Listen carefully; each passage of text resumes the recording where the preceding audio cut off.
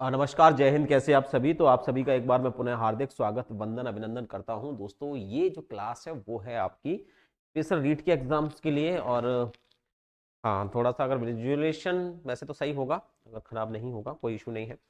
तो कैसे हैं आप सभी? आशा है आप सभी लोग एकदम स्वस्थ होंगे, मस्त होंगे। दोस्तों, तो चलिए आज की क्लास पर चलते हैं।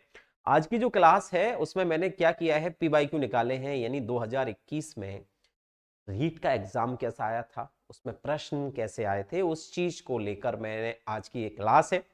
तो एग्जैक्ट रीट एग्जाम में कैसे प्रश्न आए थे इसका अनुभव आप कीजिएगा। अगर आप प्रश्नों को हल कर पा रहे हैं, समझना कि आप रीट एग्जाम कर चुके हैं, यानी अगर आपने रीट एग्जाम किया होता तो आप किस लेवल पर उस चीज को, अपने आप के प्रदर्शन को सुधार पाते, अपने आप को अच्छा कर पाते। इन तमाम चीजों को लेकर आज हम बढ़ेंगे। राधे राधे बच्चे। श्रेया, नीतू, राधिका, जितने भी प्यारे विद्यार्थी हैं वो जुड़ चुके हैं। और भी लोग जितने भी जुड़ना चाहें तो वो जुड़ जाएं फटाफट से। इससे फिर मैं आगे चलता हूं। तो सबसे पहले क्या होता है, जो भाषा 1 है उसमें इस प्रकार का पैराग्राफ देखने को मिलेगा आपको। पैराग्राफ से संबंधित प्रश्न होते भी हैं, नहीं होते, लेकिन पैराग्राफ दिया जाता है पढ़ने के लिए। ठीक है, जैसे ये पैराग्राफ दिया है, विद्याभ्यासी पुरुष को साथियों का अभाव की कमी नहीं रहती। जो विद्याभ्यासी पुरुष होते हैं उनको साथियों की कमी नहीं रहती।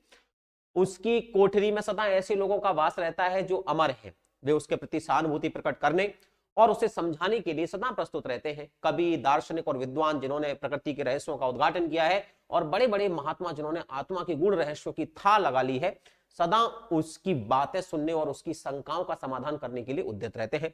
बिना किसी उद्देश्य के सरसरी तौर पर पुस्तकों के पन्ने उलटते जाना अध्ययन नहीं होता। लिखी हुई बातों को विचार पूर्वक पढ़ना, पूर्ण रूप से हृदय में ग्रहण करना के नाम अध्ययन है, या का नाम अध्ययन है। प्रत्येक स्त्री पुरुष को अपनी शिक्षा का उद्देश्य स्थिर कर लेना चाहिए। ठीक है, तो ऐसे पन्ने नहीं पलटने हैं, उसको उतारना है जीवन में। सबसे पहले ये लिखा है। इंदु, श्रेया, कमू, राधे राधे बच्चे, आरजू भी आ गई है। तो चलिए, समय हो जाता है, आप सब लोग आ जाते हैं। समय के आप भी बहुत पाबंद हैं, शायद मैं भी। विद्वान का स्त्रीलिंग हम सब जानते हैं विदुषी होता है। तो इस प्रकार से पैराग्राफ भले ये दिया है, लेकिन प्रश्न ऐसे पूछे जाते हैं जिन्हें हम आसानी से कर पाते हैं। तो विकल्प हमने यहां पर भी चुन लिया, क्या गलती करी। चलिए एक और प्रश्न देखते हैं। दूसरा प्रश्न लिखा हुआ है, एक वचन बहुवचन का सही युग्म आपको बताना है। तो यहां पर पुरुष का पुरुषों होता है क्या, साथी का साथियों, एक सही होगा। एक वचन बहुवचन का सही युग्म बताना है। पुस्तक का पुस्तकें होता है, ध्यान रखना। स्त्री का स्त्रियों हो जाएगा, स्त्रियां हो जाता है। साथी का जो है वो इस प्रकार से साथियों हो जाता है, तो वो नहीं होता साथी का। तो यहां पर पुस्तक का पुस्तकें एक ही सही युग्म है, तो यहां पर भी हमें क्या चुनना पड़ेगा, विकल्प बी। सर इस क्लास का बहुत इंतजार करती हूँ भैया। बिल्कुल आ जाते हैं, आपके लिए आते हैं, है ना, क्योंकि ये क्लास ही ऐसी है। क्या करूं इस क्लास में, एक्चुअल में मतलब मुझे 2 ही क्लास होती है जिनमें बहुत ज्यादा खुशी मिलती है। जीडी की भी तो है ही, जीडी की, लेकिन आज की जीडी की क्लास तो मुझे सच बताऊं तो वो टाइपिंग से इतना हौच पूछ हुई ना आज की क्लास, कि वो निकल की नहीं आ पाई, मजा नहीं आया मुझे, है ना। कहीं प्रश्न है, कहीं क्वेश्चन है, तो वो थोड़ा सा टाइपिंग की मिस्टेक हुई थी। बाकी का जो क्लासेस होती हैं वो रैंडमली बहुत शानदार जाती हैं। ये वाली जो क्लास है, इसका लेवल देखकर मैं खुश हो जाता हूं। हालांकि जीडी की क्लास में तो ये है ना कि प्रश्न ऐसे होते हैं कि बहुत सरल होते हैं, बच्चा उनको देखते ही करता जाता है। तो फिर मुझे चाहिए बहुत अच्छे से प्रश्न जिसमें सच में मुझे दिमाग लगाना पड़े। चलिए तो एक और प्रश्न देखते हैं। ये रीट के प्रश्न है, ये रीट में ऐसे आते हैं। उद्यत शब्द का सही अर्थ क्या होता है, उद्यत का मतलब क्या होता है, ये आपको बताना है। अनुपम होता है, या व्याकुल होता है, परिश्रमी होता है, या तैयार करना होता है। तो उद्यत शब्द लिखा है, उद्यत शब्द का अर्थ क्या होता है। आपके ऑप्शन हैं अनुपम, व्याकुल, परिश्रमी, या तैयार करना। फटाफट से बताओ इसका आंसर क्या होगा, 1 मिनट।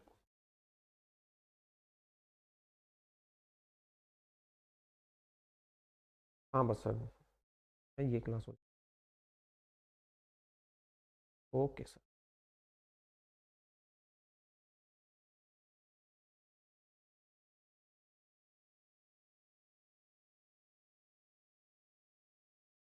तो चलिए देखते हैं। बिल्कुल, thank you so much class का। देखो, अनुपम का मतलब होता है जो अनूठा हो, है ना, जिसके जैसा कोई और ना हो, तो ये तो नहीं होगा। व्याकुल का मतलब होता है जो परेशान है, और परिश्रमी भी नहीं होगा। एक्चुअल में इसका मतलब होता है प्रस्तुत करना, किसी भी चीज को क्या करना, प्रस्तुत करना, या फिर तैयार करना। किसी चीज को क्या करना है, जैसे हम प्रेजेंटेशन तैयार करते हैं ना, तो उसको उद्यत कहते हैं। तो यहां पर जो इसका अर्थ है वो विकल्प किसमें लगाएंगे हम लोग, ऑप्शन सी लगाएंगे। ये ध्यान रखना, तो इसको हम सी कर लेते हैं। अब हमारे पास में एक प्रश्न और आएगा। देखो इसको क्या लिखा हुआ है, बड़े बड़े महात्मा सदैव लोगों की शंकाओं का समाधान करने के लिए उद्यत रहते हैं। उद्यत का मतलब हो गया, क्या रहते हैं वो, तैयार रहते हैं। उद्यत का मतलब क्या हो गया बेटा, तैयार रहते हैं। वाक्य में कौन सा काल है, वाक्य में कौन सा काल पूछ लिया है। लास्ट में क्या रहता है, रहते हैं, ठीक है, तो रहते हैं, तो जहां ता है, ती है, ते है आता है वो होता है सामान्य भूत भविष्य काल, सॉरी सामान्य वर्तमान काल। सामान्य भूतकाल लिखा है ये नहीं होगा, सामान्य भूतकाल लिखा है नहीं होगा, वर्तमान काल लिखा होना चाहिए, सामान्य वर्तमान काल, ऑप्शन देखो डी। अगर आपको डी में लिखा है सामान्य वर्तमान काल तो यही आंसर है। ता है, ती है, ते है, ये पहचान होती है सामान्य वर्तमान काल की, ये ध्यान रखना, ठीक है। तो यहां पर हम क्या लगाएंगे, महेंद्र, विकल्प डी हो जाएगा, इंदु, श्रेया, सभी के आंसर जो है वो क्या हो जाएंगे, विकल्प हम डी लगा देंगे। इसके बाद हम पांचवा प्रश्न देखते हैं, इसी पैराग्राफ का है, देश शब्द का पर्यायवाची बताना है। देखो अटवी माने हम सब जानते हैं क्या होता है, वन होता है, ये होगा नहीं। वाशब माने इंद्र होता है, ये होगा नहीं। सदन माने घर होता है, ये होगा नहीं। राष्ट्र माने बिल्कुल देश होता है, याद रखना। मुल्क माने भी देश होता है, वतन माने भी देश होता है, ठीक है, ये हमारे मुल्क है, देश है, वतन है, राष्ट्र है, ठीक है, ये सब होता है। चलिए इसके बाद उत्तम का विलोम, तो याद रखना उत्तम का विलोम अधम होता है। देखो ये हमने कितनी बार पढ़े जीडी में, और ये रीट के एग्जाम में आए हैं 2021 का, ये रीट का आप दे रहे हो, रीट का PYQ है, यानी 2021 में जो रीट हुआ था उसमें ये प्रश्न पूछे गए थे। एज ए टेस्ट में लेकर आया हूं, मतलब यही टाइप करवाए हैं। तो अब सोचने वाली बात है कि ये प्रश्न पूछे गए, आप कहोगे सर सच में रीट के एग्जाम में ऐसे प्रश्न आते हैं? जी हाँ, यानी आप सोचो किस लेवल की हिंदी पढ़ रहे हो। अगर आप इनको कर पा रहे हो ना नॉर्मली, इसमें कोई बहुत ज्यादा टिपिकल तो नहीं लग रहा आपको, तो सोचो आप रीट को अगर दे पा रहे हो, अगर इन प्रश्नों को कर पा रहे हो। अरे यार सब में ही है क्या ये सारे प्रश्नों में? ये क्या लगा रखा है भाई, ये सब प्रश्नों में कैसे लगा रखा है? बहुत बढ़िया यार, ये क्या है, पैराग्राफ सब प्रश्नों में थोड़ी ना है। ओहो यार कौन है ये लोग, वाह बहुत बढ़िया। क्या बताऊं, मेरे साथ आज ऐसे ऐसे एक्सपीरियंस हो गए। क्या है एक्चुअल में, एक नई भर्ती हुई है, अभी अभी एक नए टाइपिस्ट आए हुए हैं, तो उनकी डेमो क्लासेस चल रही हैं। और एक्चुअल में उनका जो डेमो हुआ है, मतलब वो टाइपिस्ट अच्छी कर पाते हैं कि नहीं कर पाते, या कैसी टाइपिस्ट कर पाते हैं, तो टाइपिंग कैसी कर पाते हैं, इस आधार पर उनको आज मेरी ही फाइल दी गई है, और मेरी फाइलों को उन्होंने ऐसे टाइप कर दिया है आज। तो भैया उनका डेमो है तो क्या करना चाहिए बताओ, पढ़ सकते हैं ना, कोई इशू तो नहीं है? क्या कर सकते हैं बताओ, फिर बड़े नैन दो, क्या ऊपर मतलब ही नहीं रखते हम लोग, यहीं से पढ़ लेंगे प्रश्नों को, ठीक है, माफ करते सामने वाले को, है ना, इतना कर लेते हैं यार, क्या ही उसको कहेंगे कि कैसी बनाई है तुमने, कल हो सकता है इसमें सुधार कर देगा वो, ठीक है। तो 2 दिन हुए हैं उसको, तो अभी नया नया है, तो अभी ट्रेनिंग चल रही है उसकी, ठीक है सर, कोई नहीं, ठीक है, माफ कर दिया। अरे क्या बड़े दिल के हो आप लोग, चलो मैं भी माफ कर देता हूँ, ठीक है, हम ऐसे ही पढ़ लेते हैं, हम ये सोचेंगे नहीं कुछ ऊपर है, ठीक है, इसको हटा के हम ये इसको हटा देते हैं, कोई नहीं, बना रहने दो, ठीक है, हम ये नीचे नीचे पढ़ लेंगे, बात खत्म। अपने हित के लिए किया गया कार्य जो है उसके लिए एक शब्द क्या आएगा, अपने हित के लिए कर रहे हो, दूसरे हित के लिए नहीं। परोपकारी का मतलब होता है दूसरों के हित के लिए काम करना है, तो ये तो नहीं होगा। अपने हित के लिए जो हम कार्य करते हैं उसे हम स्वार्थ कहते हैं भाई। तो अपने हित के लिए अगर तुम कुछ काम कर रहे हो, अपने भूख के लिए, अपने रहने के लिए, अपने खाने के लिए, तो क्या है, स्वार्थ। तो यहां पर विकल्प सी लगाएंगे, ये बिल्कुल अच्छा आंसर हो जाएगा। विद्वेष शब्द में उपसर्ग कौन सा है, तो द्वेष में वी लगा हुआ है, साफ साफ दिख रहा है। देखो मूल शब्द क्या होता है, द्वेष, किसी से द्वेष करना, घृणा करना, और उसमें बी लगा है उपसर्ग, ये वाला छोटी बी लगा हुआ है, तो क्या हो गया, विद्वेष हो गया। तो यहां पर जो विकल्प है वो हम ऑप्शन ए का चयन करेंगे, यहां ऑप्शन ए सही हो जाएगा, सभी का सही है। ओके, तो चलिए एक और प्रश्न पे चलते हैं, देखते हैं कि अगला प्रश्न क्या है। हाँ क्वेश्चंस तो देख लो, क्वेश्चंस कौन है ये, क्या हो गया, चलो अगला प्रश्न देखिए। एक और प्रश्न है, लिखा हुआ है यथाशक्ति शब्द में समास का प्रकार बताना है, कौन सा समास है, ये भी पढ़ाया है। अगर ईमानदारी से बता रहा हूं, हाथ उठा दो, क्या ये समास नहीं पढ़ाया मैंने? सारे पढ़ाए हैं, सच बताऊं मैंने नहीं देखा था, मैं आज रीट का पहली बार PYQ देख रहा हूं कि प्रीवियसली ईयर क्वेश्चंस कैसे आए थे, उससे पहले मैं आपको ये सब पढ़ा चुका हूं, ठीक है। जब मैंने आपको टॉपिक वाइज समास कराए थे तब, इसके बाद मैंने आपकी मैराथन ली तब, मैंने हर बार आपको यथा रुचि, यथा शक्ति, यथाक्रम, ये सब कुछ पढ़ा रखे हैं, ठीक है। तो हाँ, तो यथाशक्ति का मतलब होता है शक्ति के अनुसार। यहां पर यथा शब्द जो है वो एक अव्यय होता है, इसलिए इसमें अव्यय भाव समास आ जाएगा। तो देखो इस प्रकार के प्रश्न, ये सारे के सारे रीट के PYQ हैं, यानी रीट में कैसे प्रश्न आते हैं वो देख लो। SSC GD के मुकाबले प्रश्न आ रहे हैं क्या, ठीक है, कुछ कठिन भी प्रश्न आएंगे, हम सब तरह के प्रश्न मिलेंगे। देखो जैसे मुहावरा मिला है हमें, मुहावरे के प्रयोग से बने वाक्य का सही विकल्प चुनिए, ठीक है। सुरेश की तो अकल मर गई है, अकल मारी गई है होती है, चलो मुहावरे का सही प्रयोग करना है। बंद कमरे में उसका दम फूलने लगा, बंद कमरे में उसका दम घुटने लगा, ऐसे होता है। दोनों भाई खेत के स्वामित्व के लिए लाल पीले हो रहे थे, ठीक है, गुस्सा हो रहे थे। चोरी करते पकड़े जाने पर उसकी नाक झुक गई, नहीं नाक कट गई होगा। तो यहां पर जो सही होगा वो होगा बंद कमरे में दम घुटने लगा, बंद कमरे में उसका दम घुटने लगा, सुरेश की तो अकल मारी गई है। और दोनों भाई खेत के स्वामित्व के लिए क्या हो रहे थे, लाल पीले हो रहे थे। तो लाल पीला होना मुहावरा इसमें सबसे सही है, ठीक है, जिसका मतलब होता है गुस्सा होना।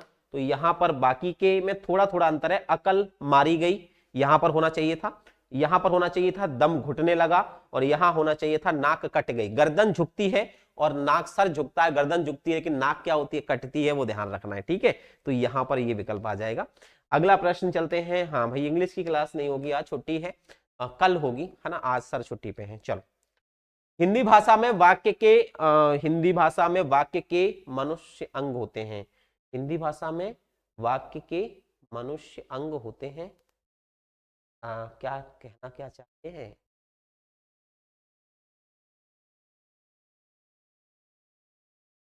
यार ये प्रश्न तो मुझे भी समझ में नहीं आ रहा, क्या कहना चाह रहे हैं भाई साहब, एक मिनट रुकना देना। इन्होंने मतलब ऐसा टाइप किया है ना, मैंने देखी नहीं है फाइल, मैंने इनको भेजा PYQ टाइप कर देना, तो इन्होंने कर तो दिया है, अब इसमें एक्चुअल में लिखा क्या है, अब यार कैसे चलेगी ये चीजें फिर। चलो कोई बात नहीं, मैं 1 मिनट में देख लेता हूँ कि क्या कहानी है। वो पुरानी जो PYQ के सेट भेजे थे उनमें देखना पड़ेगा एक बार। क्वेश्चन कौन सा था ये, लिखा हुआ है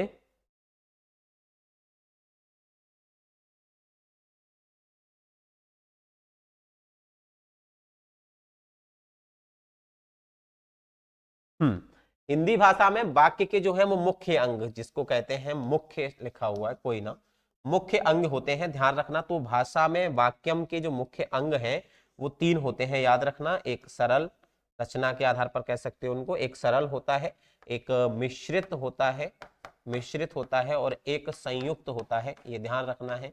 तो ये 3 प्रकार के वाक्य होते हैं, ठीक है, मुख्य रूप में 3 प्रकार के होते हैं ये। और वहीं अर्थ के आधार पर अगर कभी पूछेंगे तो अर्थ के आधार पर जो है वो होते हैं 8 प्रकार के। कितने प्रकार के होते हैं? 8 प्रकार के होते हैं। तो ये दोनों चीजें आप अच्छे से याद कर लेना, ठीक है। तो ये हो गए, चलिए, ठीक है, सही है। खुद श्रीमान बैगन खाएं, औरों को परहेज बताएं, लोकोक्ति का अर्थ क्या है? ये तो सही लिखा है। कहने से जिद्दी व्यक्ति काम नहीं करते, नहीं। बैगन खाने के नुकसान बताना। उपाय वही अच्छा जो कारगर हो, केवल दूसरों को सलाह देना लेकिन स्वयं व्यवहार में ना लाना। विकल्प डी इसका सबसे उत्तम उदाहरण होगा। तो यहां पर हम ऑप्शन डी लगाएंगे बच्चे, ठीक है, ऑप्शन डी लगाएंगे, ये सबसे सुंदर आंसर होगा। एक और नया विद्यार्थी जुड़ा है, आई एम ब्यूटीफुल। अरे कुछ नाम वाम डाल के आते हैं अपना, आई एम ब्यूटीफुल, हम सारे फूल ही है, ब्यूटी लगा दो उसके आगे, कुछ भी लगा दो, सब फूल ही बन जाते हैं, है ना, गोभी का फूल, ब्यूटीफुल।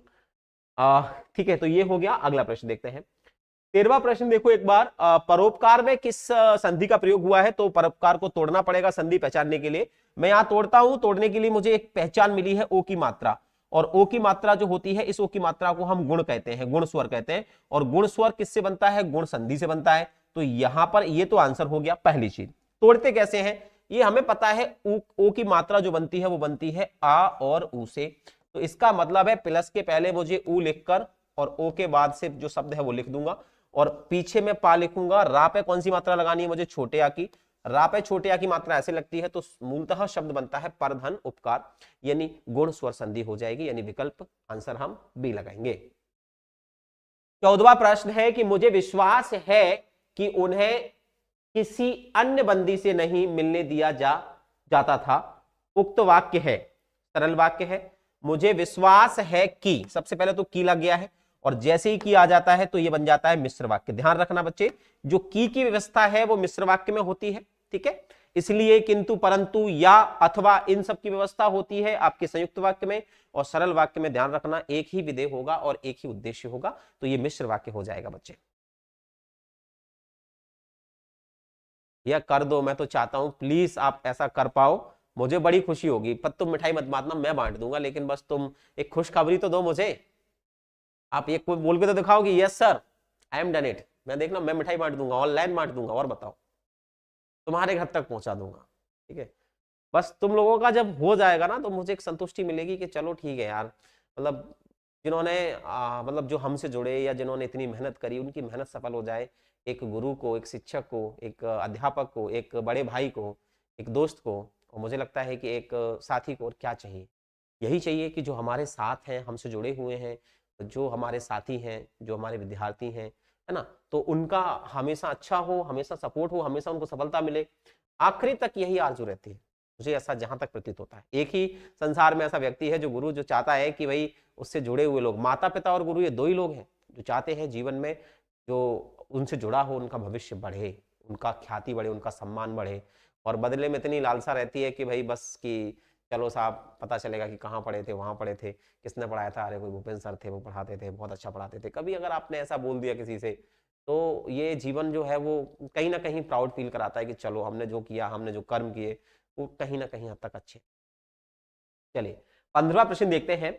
आपका जीवन सुखमय हो, अर्थभेद के आधार पर यह किस प्रकार का वाक्य है? ये आपको बताना है अर्थभेद पर। क्या लिखा है? आपका जीवन सुखमय हो। ध्यान रखना, जब भी ऐसा कोई वाक्य आए जिसमें हम आपको क्या कर रहे हो, कुछ विशेष दे रहे हो। विशेष का मतलब होता है कुछ मतलब कुछ वेल विशेष जिसको बोलते हैं, जैसे बेस्ट ऑफ लक, आपका एग्जाम अच्छा हो, आपका दिन अच्छा निकले, है ना, या फिर आपका जीवन अच्छा हो, खुश रहो, आशीर्वाद है। जब इस प्रकार की चीजें हम बोलते हैं ना, तो ये होती है हमारी इच्छा।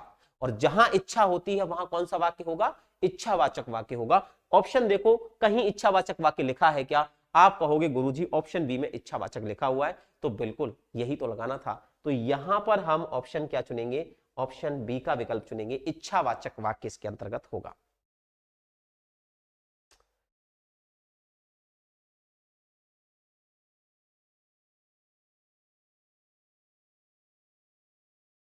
बिल्कुल इच्छावाचक वाक्य है, ये बिल्कुल सही है।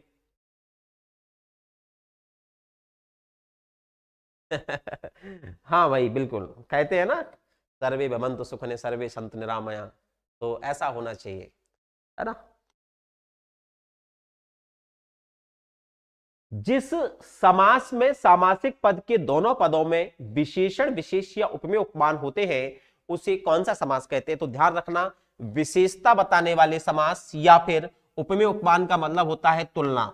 तुलना कराने वाला जो समास होता है या विशेषता बताने वाला जो समास होता है, उसे हमारे यहाँ या उसे व्याकरण की भाषा में कर्मधारय समास कहा जाता है। तो इसलिए इस प्रश्न का जो आंसर होगा वो ऑप्शन सी होगा, ये ध्यान रखना है। क्या होगा? ऑप्शन सी होगा। तो यहां हमने ऑप्शन सी लगा दिया है। अगले प्रश्न पर बात करते हैं। 17वां प्रश्न है, डॉक्टर चंद्रा अदम्य साहस की धनी थी, वाक्य में रेखांकित शब्द में विशेषण है। तो डॉक्टर चंद्रा तो क्या हो गया? ये तो व्यक्तिवाचक संज्ञा हो गई। अदम्य साहस की धनी थी, तो अदम्य हो जाएगा, ठीक है। साहस, तो फिर यहां पर जो साहसी शब्द होता है, साहसी व्यक्ति, साहसी विशेषण होता है, और साहस जो है वो भाववाचक संज्ञा होती है। तो ये जो विशेषण है यहाँ अदम्य, ये कैसा है? ध्यान रखना, ये जो विशेषण है वो गुणवाचक विशेषण कहलाता है। तो यहां पर जो है वो हम क्या लगा देंगे? अदम्य साहस में गुणवाचक विशेषण हो जाएगा, ठीक है। चलिए अगला प्रश्न देखते हैं। आपको बताना है उद्धरण चिन्ह के लिए कौन सा डिजाइन इनमें से यूज किया जाता है। उद्धरण चिन्ह का मतलब समझते हो ना, ये वाला, इस वाले चिन्ह को क्या कहते हैं मित्र? उद्धरण चिन्ह कहते हैं। इसको एकहरा और इसको युगल। तो यहां पर हम, ये थोड़ा सा दूर दूर होने चाहिए थे, ऐसे और ऐसे, यानी 66 और 99 का छोटा रूप क्या कहलाता है? उद्धरण। इन्हें एक नाम और भी दिया जाता है, आप भी याद कर लीजिएगा, इन्हें अवतरण चिन्ह भी कहते हैं मित्र। क्या कहते हैं? अवतरण चिन्ह भी कहते हैं, यह भी याद रख लो। क्लियर है यहां तक सभी को? तो चलिए एक और प्रश्न पर चलते हैं। एक और प्रश्न ये रहा आपके लिए। देखो, रीट के एग्जाम में पेडागोजी भी आती है, हम सब जानते हैं, शिक्षण शास्त्र भी आता है। तो हालांकि शिक्षण शास्त्र तो कल्पना मैम पढ़ाती हैं आपको, ठीक है, शिक्षण शास्त्र, लेकिन पीवाईक्यू जब मैं कर रहा था तो हिंदी में कुछ पेडागोजी के प्रश्न भी आ गए हैं, तो उनको भी कर सकते हो, कोई इशू नहीं है। प्रश्न क्या कह रहे हैं पेडागोजी के, आइए एक बार देख लेते हैं। प्रश्न कह रहा है कि उस शिक्षा शास्त्री का नाम बताना है आपको जिसने कहा था कि स्कूल एक बाग है और अध्यापक एक माली और बच्चे पौधे के समान हैं। छोटे बच्चे जो होते हैं, इन्होंने छोटे बच्चों के लिए कहा, जो नर्सरी में पढ़ते हैं, जैसे तीसरी क्लास से, या कह सकते हो आप जैसे तीसरी या चौथी साल में बच्चे जब थोड़े से बड़े होना सीखते हैं तो घर वाले उनको स्कूल भेज देते हैं, नए नए उनको ड्रेस पहना के बढ़िया से, उनको है ना टाई वाई लगा के, और बच्चा रो रहा होता है मैं नहीं जाऊंगा, टमाट मारी जाती है उसको, बोला जाओ स्कूल जाओ। फिर वो स्कूल जाते हैं, स्कूल में क्या करें, क्योंकि छोटे बच्चे हैं, उनको ना पढ़ा सकते हो ना समझा सकते हो, क्योंकि उनका विकास हो रहा है धीरे धीरे। तो उनको क्या करते हैं, फिर वहां पर खिलाते हैं। तो उनको किस प्रकार से, तो उनके लिए कहा गया है कि स्कूल जो है बच्चों के लिए क्या है, एक बाग है। शिक्षक कौन है, हम माली हैं। आप कौन है, आप है नन्हे नन्हे प्यारे प्यारे फूल हैं, जिनकी हमको क्या करनी पड़ती है, रक्षा करनी पड़ती है, बड़ा करना पड़ता है आपको, है ना। तो ये कहा गया, किसने कहा है, ऑप्शन है आपके, ऑप्शन ए वॉशबर्न ने कहा है, ऑप्शन बी है ना डेक्रॉली ने कहा है, फ्रोवेल ने कहा है, या मॉन्टेसरी ने कहा है। तो याद रखना नीतू, क्या बात है भाई, ये कहां से प्रश्न तुमको मिल गया। फ्रोवेल ने कहा है, बिल्कुल सही है दोस्तों, ध्यान रखना, मौर्य मॉन्टेसरी ने भले गार्डन किंडर गार्डन विधि दी, लेकिन फ्रोवेल ने भी दी है, और ये कथन किसका है, तो फ्रोवेल का है। विकल्प सी का चयन आपको करना पड़ेगा। तो इस प्रकार के प्रश्न भी हो जाएंगे। नहीं नहीं नहीं, ये कहा है फ्रोवेल ने। चलिए एक और प्रश्न देख लीजिएगा। राष्ट्रपिता महात्मा गांधी को सब जानते हैं, अरे बापू के नाम से जिनको जानते हैं, उनके द्वारा प्रवर्तित बेसिक शिक्षा का एक प्रमुख सिद्धांत क्या था। बेसिक शिक्षा पद्धति जानते हो ना, एक पद्धति होती है जिसमें बेसिक शिक्षा दी जाती है बच्चों को, और बेसिक शिक्षा का मतलब होता है व्यक्तिगत विभिन्नता पर बल देना, कक्षा के स्थान पर प्रयोगशाला में शिक्षा देना, खेल के माध्यम से शिक्षा देना नहीं। बेसिक शिक्षा पद्धति का मतलब होता है मातृभाषा के माध्यम से शिक्षा देना। तो यहां पर जो है वो विकल्प आ जाएगा ऑप्शन सी, ध्यान रखना। तो मातृभाषा, बिल्कुल मदर टंग यानी मातृभाषा यहां पर आंसर होगा। मातृभाषा के माध्यम से शिक्षा देना ही बेसिक शिक्षा कहलाता है। राष्ट्रपति जो कह सकते हैं, राष्ट्रपिता महात्मा गांधी जानते थे कि कोई भी व्यक्ति अपनी भाषा में जितना अच्छा समझ सकता है, जितनी अच्छी चीजों को डिलीवर कर सकता है, वो किसी और भाषा में नहीं कर सकता। इसीलिए बेसिक शिक्षा पद्धति में मदर टंग यानी मातृभाषा पर, जिसे प्राथमिक भाषा भी कहते हैं, उस पर जोर दिया गया। आइए 21वां प्रश्न है, निम्नलिखित में से कौन सी बोलने की योग्यता है। बोलने की योग्यता कौन सी कहलाएगी, शुद्ध वर्तनी। शुद्ध वर्तनी तो लिखी जाती है ना, मैं बोलता हूं कभी कभी आपको शुद्ध वर्तनी लिखो, तो इसको काट देते हैं। शुद्ध वर्तनी, सुलेख का मतलब होता है अच्छी राइटिंग, होता है ना, अच्छा सुलेख लिखिए यानी बहुत अच्छा, तो ये भी लिखने का ही हो गया। श्रुतलेख का मतलब होता है बोल बोल कर लिखना, जैसे मैं बोलूं और आप लिखो। जैसे मान के चलो मैंने कहा लिखो सब लोग, भारतीय संविधान के अनुच्छेद 21A में, और आप उसको लिख रहे हो। मैं बोल रहा हूं, आप लिख रहे हो, उसको क्या बोलते हैं, श्रुतलेख। तो ये भी नहीं है। बचा क्या, आशु भाषण। आशु भाषण का मतलब होता है हमने कोई भाषण तैयार नहीं किया है, आप मुझे यहां खड़ा कर दीजिएगा, मैं आऊंगा और सबसे कहूंगा, यहां उपस्थित सभी मेरे सम्मानीय आदरणीय मेरे भाई बहन और मेरे प्रियजनों, आप सभी का बहुत बहुत आभार, स्वागत, वंदन, अभिनंदन। उसके बाद अपनी बात शुरू करते हैं। फिर कहते हैं कि देश की वर्तमान परिस्थितियों को देखें, तो ऐसे करके फिर भाषण देने होते हैं। तो ये क्या है, हमने टैली नहीं किए। आशु भाषण का मतलब होता है जो तुरंत भाषण दे दे, ऐसे खड़ा है भाषण दे दे।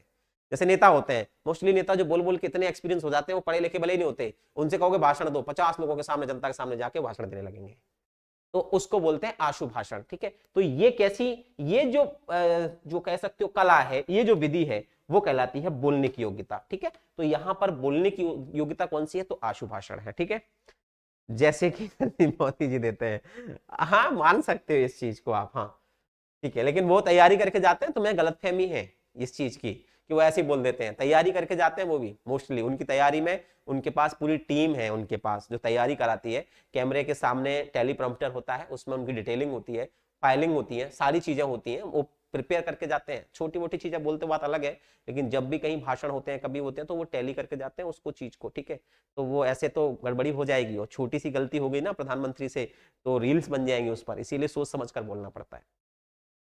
रेडियो अधिगम कैसी सामग्री है, देखो अधिगम का मतलब होता है लर्निंग। हम हर चीज से सीखते हैं, बच्चे टीवी से सीखते हैं, गेम से सीखते हैं, किताबों से सीखते हैं, हर चीज से सीखते हैं, ऐसे रेडियो भी है। अच्छा, रेडियो में क्या होता है, क्या दृश्य होता है, क्या रेडियो में केवल सुनाई देता है, कोई तो चीज नहीं होती, दृश्य श्रव्य दोनों भी नहीं होते, इनमें सभी नहीं होते।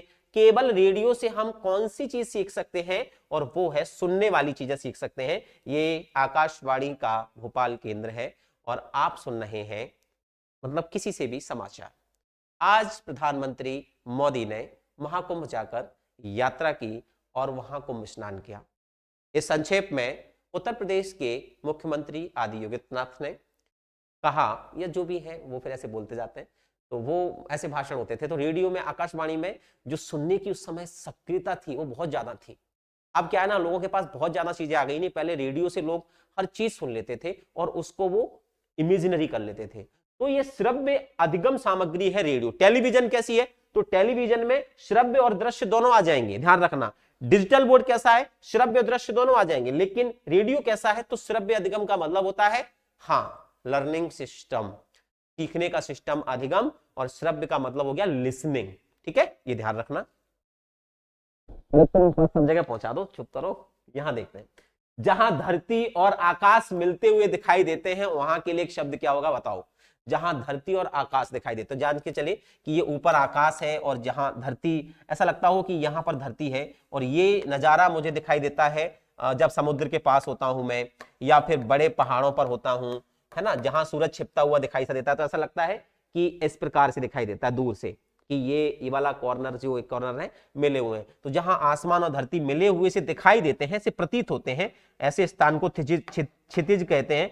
और मैं ये भी पढ़ा चुका हूं आपको, ये भी पढ़ा चुका हूं, क्षितिज कहते हैं। पारावार किसे कहते हैं, समुद्र को कहते हैं। विपिन किसे कहते हैं, तो जंगल को कहते हैं, ये भी ध्यान रखना। ठीक है, महानद किसे कहते हैं, तो महानद कहते हैं जो कह सकते हो ना, जैसे जैसे हिमनद होते हैं, ऐसे बड़े बड़े खाई या बड़ी बड़ी झील जो होती है उनको महानद कहा जाता है।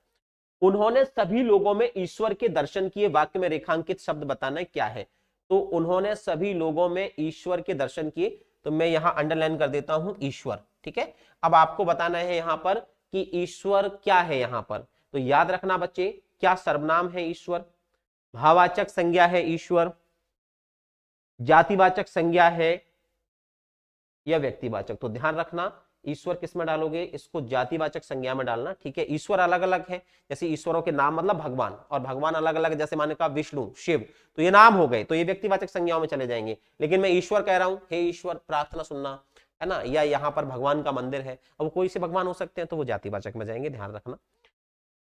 अगला प्रश्न है, एक और प्रश्न लेकर आया हूं। उन्होंने अपने जन कल्याणकारी कार्यों से लोगों के दिलों पर शासन किया। दिए गए वाक्य में काल बताना है, कौन सा है आपको ये बताना है। ऑप्शन है आसन्न भूतकाल, संदिग्ध भूतकाल, सामान्य भूतकाल और पूर्ण भूतकाल। सबसे बड़ी चीज मैं आपको बताता हूं, पूर्ण भूतकाल जब होगा तो चुका था, चुकी थी, या इस प्रकार के शब्द आएंगे, तो ये तो है नहीं। ठीक है, संदिग्ध भूतकाल में शायद आता है, आसन्न भूतकाल में जो अभी अभी निपटाया हो, लेकिन सामान्य भूतकाल में जो क्रिया है बस वही बड़े आ या बड़ी ई या बड़े ओ के साथ खत्म होती है, ए के साथ। तो यहां पर जो है वो कौन सा हो जाएगा, इसमें ये सामान्य भूतकाल का ही एक प्रयोजन है, उदाहरण है। तो विकल्प क्या लगाएंगे हम लोग, सामान्य भूतकाल, इसका आंसर उन लगा देंगे। ठीक है, सबके आंसर सही है, हाँ भाई। चलिए, सुमन और Kamu, Indu, beautiful, I am beautiful जो लिख रही है बच्ची, पहले तो अपना नाम लिखे कमेंट में, कौन है, शारदा है या कोई और है। एक ईशांत करके है बच्चा, ठीक है, ईशांत है, राधिका है, आरजू तो है ही, नीतू शर्मा भी है, नीतू राठौर भी है, दोनों ही हैं। ठीक है, तो ये अपने विद्यार्थी हैं जो आते जाते रहते हैं, और जो भी ऐसे विद्यार्थी जुड़ते हैं वो कम से कम। अच्छा, एक और प्रश्न बड़ा अच्छा है, तिरस्कृत, तिरस्कृत शब्द का सही संधि विच्छेद क्या होगा, तो मैं आपको बताता हूं। एक्चुअल में जो शब्द होता है, ठीक है, तो दो प्रकार से होता है। एक तो ये होता है कि जैसे तिरहधनकार होता है, ठीक है, एक शब्द होता है, ध्यान रखना। एक होता है जैसे परिधनकृत, केवल परि लगा होता है। और अब यहां पर याद रखना, तिर शब्द अलग से नहीं होता है ऐसा, ठीक है। तो यहां पर तिरधनकृत लिखा हो ऐसे करके तो नहीं होगा। तो तिर के साथ क्या आता है, विसर्ग आता है, ध्यान रखना, ठीक है। तिर के साथ क्या आता है, विसर्ग आता है, और कार लिखा है, ऐसे आने पर विसर्ग की जगह क्या हो जाएगा, षटकोण वाला सा हो जाएगा, और यहाँ पर सॉरी ये वाला सा हो जाएगा, और क्या हो जाएगा, शब्द तिरस्कृत हो जाएगा। तिरस्कृत, तिरस्कार लिखते हैं वैसे तिरस्कृत हो जाएगा। तो ऑप्शन क्या लगा देना, डी।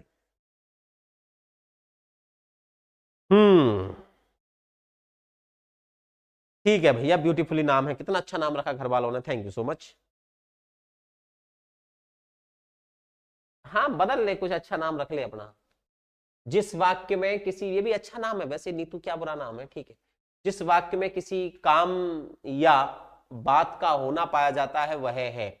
तो याद रखना, जिस वाक्य में किसी काम या बात का होना पाया जाए उसे हम विधानवाचक वाक्य कहते हैं, क्योंकि यही इस प्रकार के वाक्य होते हैं जिसमें केवल क्रिया का होना पाया जाता है, केवल सामान्य रूप से क्रिया के काम का होना या पाना मतलब पाना जाएगा, वो उसी को कहते हैं। तो यहां पर दोस्तों जो आंसर हो जाएगा ना, नहीं नाम अच्छा है, बदलने की आवश्यकता नहीं है, मैं तो खुद कह रहा हूं, कोई दिक्कत नहीं है बदलने की। 28वां प्रश्न है, कारक को प्रकट करने के लिए प्रयुक्त किए जाने वाले जो चिन्ह होते हैं उनको क्या कहा जाता है? कारक समझते हो? कारक जो वाक्य में संबंध दर्शाते हैं क्रिया से, क्रिया कर्ता ने कर्म को कर्ण से संप्रदान के लिए, ये कारक होते हैं। इन कारक के जो चिन्ह होते हैं उनको क्या संज्ञा कहते हैं, सर्वनाम कहते हैं, विसर्ग कहते हैं? नहीं, क्या कहते हैं? इन्हें हम परसर्ग कहते हैं, और परसर्ग को ही कारक चिन्ह कहते हैं। ये अपने गांठ बांध लीजिएगा, ये बहुत ही इंपॉर्टेंट बात बता रहा हूं आपको। तो परसर्ग कहते हैं, यानी विकल्प सी लगा देना, ये भी सही आंसर हो गया आप लोगों का। किसी के कहे कथन या वाक्य को या रचना के अंश को ज्यों का त्यों प्रस्तुत करने के लिए जिस ब्राह्म चिन्ह का प्रयोग किया जाता है उसे क्या कहते हैं? ये भी पढ़ाया है मैंने आपको, शायद ब्राह्म चिन्ह पढ़ाए हैं, और मैंने ब्राह्म चिन्ह अगर पढ़ाए होंगे तो 100% बताया होगा कि किसी के द्वारा कहे गए कथन को एज इट इज लिखने के लिए उसके दोनों तरफ इन्वर्टेड कॉमा लगाया जाता है, इस प्रकार का। और इस प्रकार के चिन्ह को हम सब जानते हैं कि इसे हम उद्धरण या अवतरण चिन्ह कहते हैं। तो ऑप्शन में कहीं उद्धरण लिखा है, आप कहोगे गुरुजी विकल्प बी में साफ साफ दिखाई दे रहा है, तो यहां पर कहते हैं, इसे ही कहते हैं उद्धरण। तो विकल्प बी का चयन कर देना, सही हो जाएगा ये प्रश्न में। अगला प्रश्न देख लीजिएगा, अर्थ के आधार पर वाक्य के कितने भेद होते हैं? अर्थ के आधार पर वाक्य के मैंने आपको पहले ही पढ़ा चुके हैं, बीच में जब यहां पर लिखा था ना कि रचना के आधार पर या व्युत्पत्ति के आधार पर वाक्य के 3 भेद होते हैं, तो ऐसे अर्थ के आधार पर वाक्य के 8 भेद होते हैं। ठीक है, ये भी पढ़ाया है। अगला प्रश्न देखो, एक लोकोक्ति बतानी है, इसमें से लोकोक्ति कौन सी है? तो देखो, अगर किसी भी के पीछे ना लगा है तो वो तो मुहावरा हो गया। जैसे ये देखो मुहावरा है, ये ना लगा है तो ये क्या हो गया? मुहावरा। अगर ना प्रत्यय लगा हो क्रिया में, लोहा लेना, ये भी क्या है? मुहावरा है। ठीक है, और एक अनार 100 बीमार, ये देख लीजिए, इसमें नहीं लगा है तो ये क्या हो गई? ये लोकोक्ति हो गई।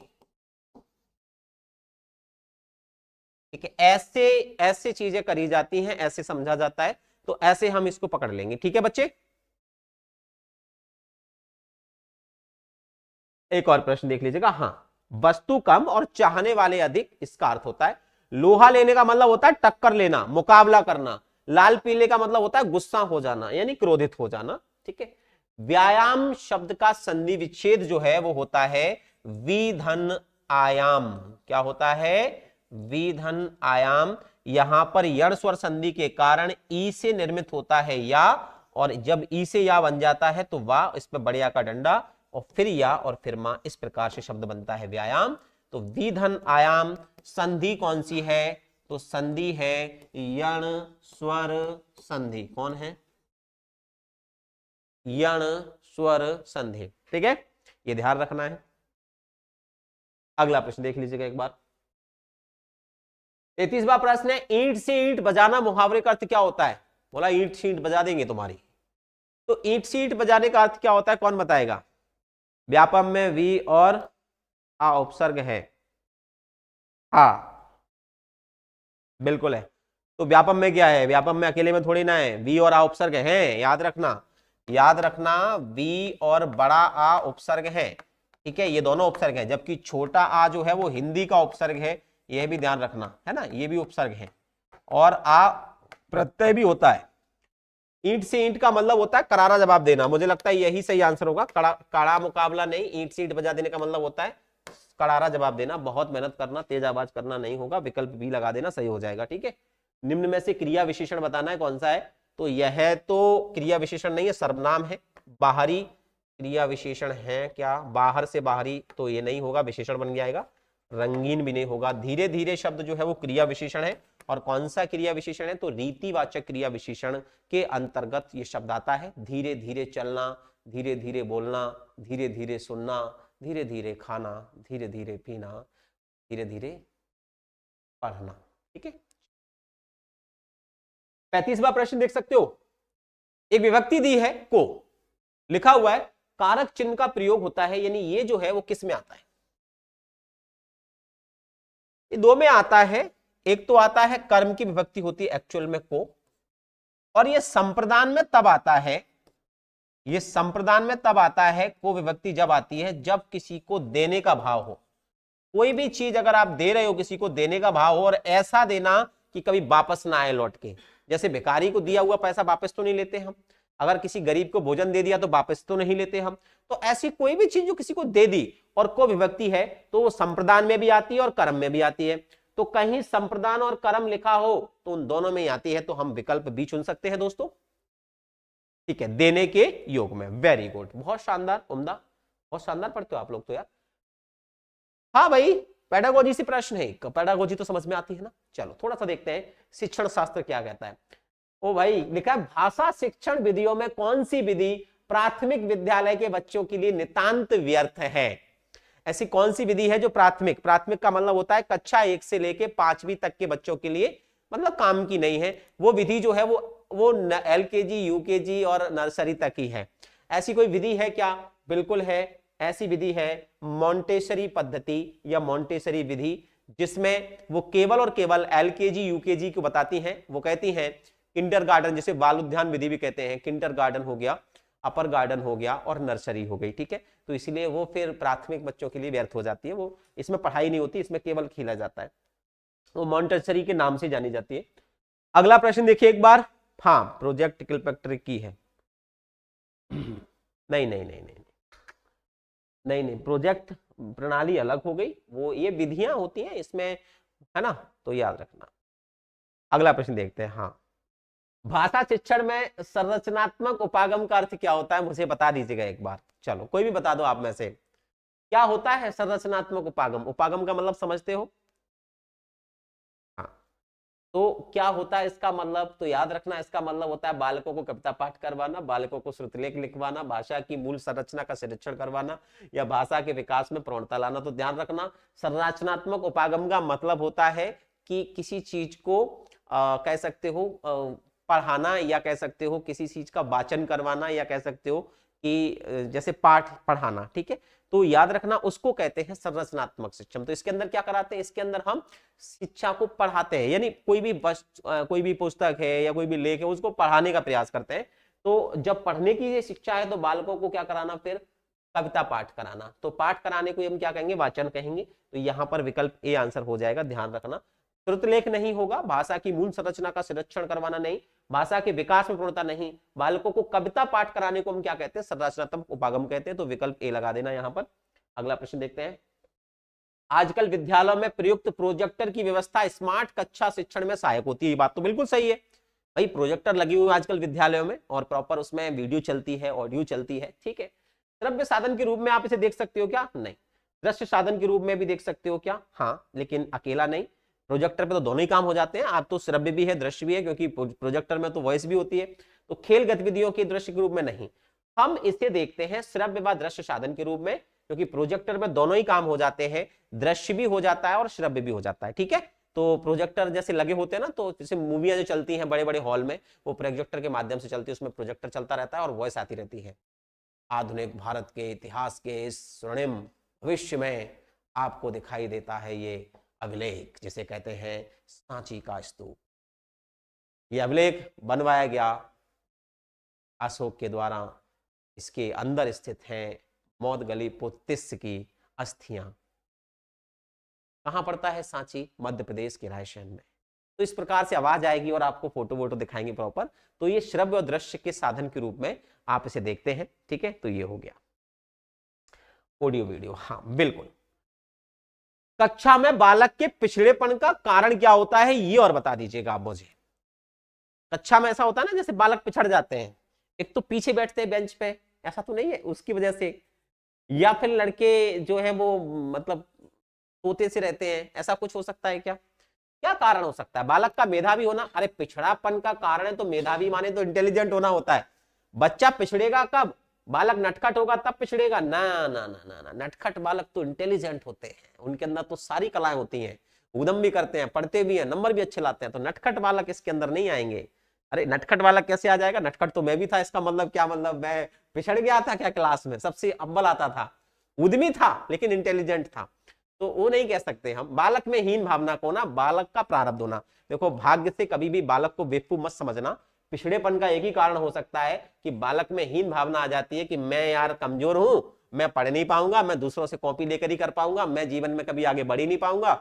अंदर कभी कभी ऐसा आ जाता है, जब हीन भावना आती है तो वो क्लास में पिछड़ता जाता है। तो बच्चे को हीन भावना नहीं आने देना चाहिए, उसके अंदर ऐसा नहीं लगना चाहिए कि तुम मूर्ख हो। होता है ना बहुत सारे टीचर, तुम कुछ नहीं कर सकते कभी जीवन में, है ना, तुम्हारे माँ बाप तुम पर ऐसे ही पैसा खर्च कर रहे हैं, ऐसे तमाम बोलते हैं, तो बच्चे रह जाते हैं, शर्म से रोते हैं, बाद में कहते हैं सर सच में क्या मैं कुछ नहीं कर पाऊंगा।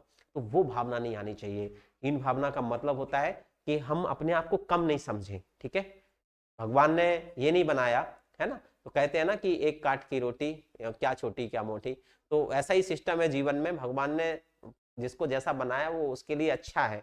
कभी ये नहीं सोचना चाहिए, अपने अंदर हीन भावना नहीं आनी चाहिए। इसीलिए शिक्षक समय समय पर बच्चों को ग्रेसफुल करता है, अरे बहुत बढ़िया है, आपका बालक बहुत अच्छा है, बहुत इंटेलिजेंट है, शरारती है लेकिन पढ़ता अच्छा है। तो तारीफ करना, जैसे बच्चे को लगता है हाँ यार टीचर तारीफ कर रहा था, इसका मतलब मेरे में कोई बात तो है, तो उस चीज पर इस चीज को ध्यान रखना है ना। हाँ, ये मुझ में है ना, तेरे में कहां से, तेरी तो तारीफ होती है। हीन भावना तब आती है जब हमें डर लगता है, तुझे तो डर नहीं लगता ना किसी से, है ना। तो चलो, तो ये थे फाइनल आज के कुछ एमसीक्यूज। आशा है कि आज के प्रश्न सुनकर तो आपका दिल भाग भाग हो गया होगा, है ना। अगर अच्छा लगा हो सेशन तो सेशन को लाइक कर दीजिएगा। और भैया ये रख दिया मैंने पेन, तिलांजलि ले ली है, ठीक है। कल मिलता हूं आपसे, फिर मुलाकात होगी कुछ नए प्रश्नों के साथ और कुछ प्यारी सी बातों के साथ। आज के लिए इतना ही, दीजिएगा विदा। आप सब लोग स्वस्थ रहें, मस्त रहें, मेहनत यूं ही करते रहें, और हाँ, ईश्वर करे आप अपने अपने लक्ष्य में जरूर सफल हो जाएं। ऐसी शुभ आशीष और कामना के साथ आज मैं लेता हूं विदा। मिलता हूं कल शाम, ठीक शाम 7 बजे, और हाँ, जीडी वाले विद्यार्थियों के लिए ठीक शाम 5 बजे। तब तक के लिए राधे राधे।